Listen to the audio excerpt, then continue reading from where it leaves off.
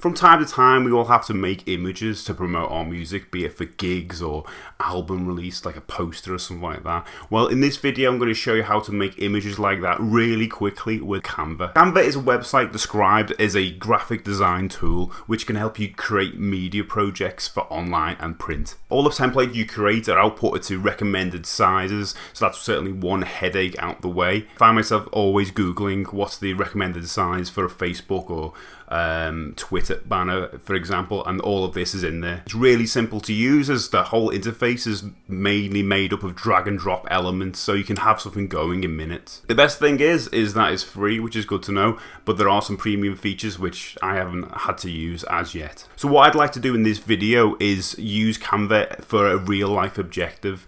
And because this is music related, of course, I'd like to use Canva to help us promote an upcoming gig. So we're going to pretend that my band Wired to Follow has an upcoming gig and I want to create a poster through Canva to promote the gig. Okay, if you haven't already, make sure you sign up at canva.com. You'll then be presented with this dashboard, and all you need to get started is just to type in what you're after into the search panel or browse for an idea in this carousel down below. You can see that I've got other designs that I was kind of working on for my DIY musician guide for my Instagram page, which I'll go into a little bit later. So let's get started with a poster. Click on poster. Okay, now we've moved on to this design page. I'll just quickly go over what's on here. Also, on the main section on the right here, we have like a canvas where we can basically create our design and move things around. It's very drag and drop. Moving on to the left, we have this sort of tabbed browser menu where you'll be able to select different elements for our design, such as text and graphics, that kind of things. Note that some of these elements have a free label on them, as you can see in the bottom right, and some of them don't. Obviously, the free ones are the ones you can use for free, but anything else you have to pay for. There will be a price associated with them. So I just stick to the free ones and kind of work your way through those things. Okay, let's start putting together our poster. We can either start from scratch or with a ready-made template. Using a template might be a really good idea if you're after a little inspiration. We can actually do a search for a suitable template. So let's just be basic and go for music poster. There we go. And as you can see, if you scroll through here, you can see numerous different types of templates, some free, some not. I'm just going to go and pick the first one here. Okay, let's start building our template then. So, as I said, I want to make a poster for my band Wired to Follow. That's the main objective here. So, as this is for Retro Pop Music Fest, let's go in there, click on the title, and change that to Wired to Follow. That could be Wired to Follow, and that's an easy fix. We'll just leave the rest of the text for the time being. Looking at these illustrations, let's kind of mess around with them a little bit. Let's get rid of the vinyl player and one of the cassettes, and let's look for another element. So let's go to elements and we're running graphics. Let's go to all, let's put music.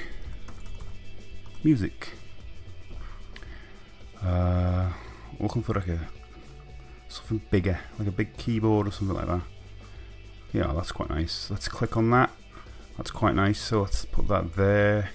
These kind of look a bit big now, so let's shrink these down a little bit. Bring them in maybe. I'll keep that quite good that size. Let's shrink it a little bit. I kind of want to connect them as well, so let's try and find some see if they've got any cables or something.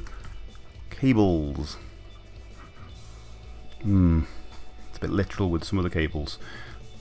Well, let's experiment a little bit. Let's get this one there, and let's shrink this one down. And what we want to try and do is make it look like we're connecting these things. So, as you can see, this layer is on top of these two. So what we want to do is hit this position option at the top here and send it backwards. So you can see that's backwards on the keyboard, this keyboard, but not this one. So this layer needs to come forward. Okay, well, looks looking better. Let's move this forward a bit. Now you can see it looks like it's connected, wired, and you get it. Let's do another one. So let's throw another one here. You can actually hit this option at the bottom there to switch it round.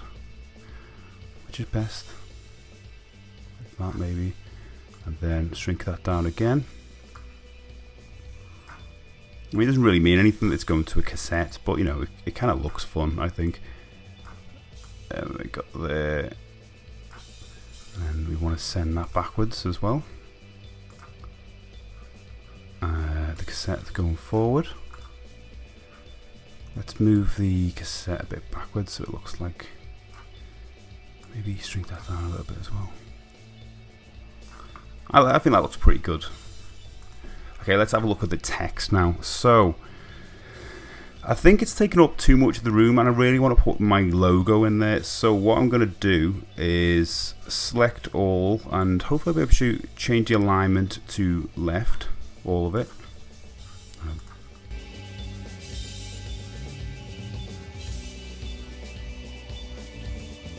Okay, right, I'm going to shrink this down a little bit. And I'm going to move, actually, I'm going to put follow on a new line. There we go. And now I'm going to move this slightly over there. Just line up with all the keys. And now what I'm going to do is, you look on the menu over here, I've actually added a bunch of uploads well, you can see I did a lot for my DIY music guide for an Instagram project on Canva, but I did upload the wire to follow logo, so here we go, add this. And then I shrink that down. And I kind of want it to match that.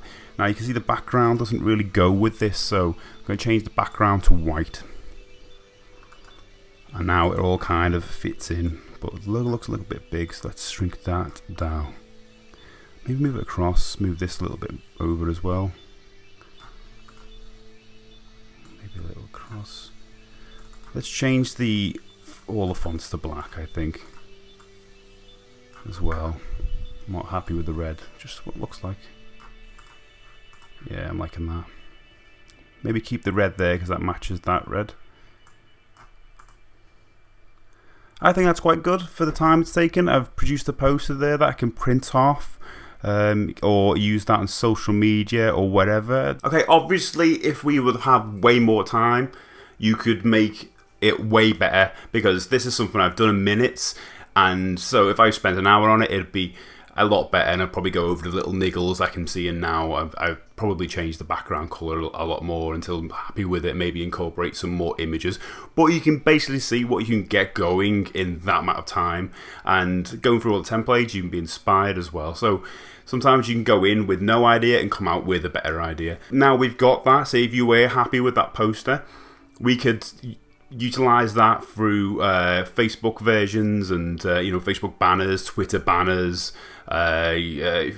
Instagram posts. And you can do all that from any of the templates within Canva. It's a really good tool. I really recommend using it. Anyway, I'll stop there because I've gone on for ages for this one.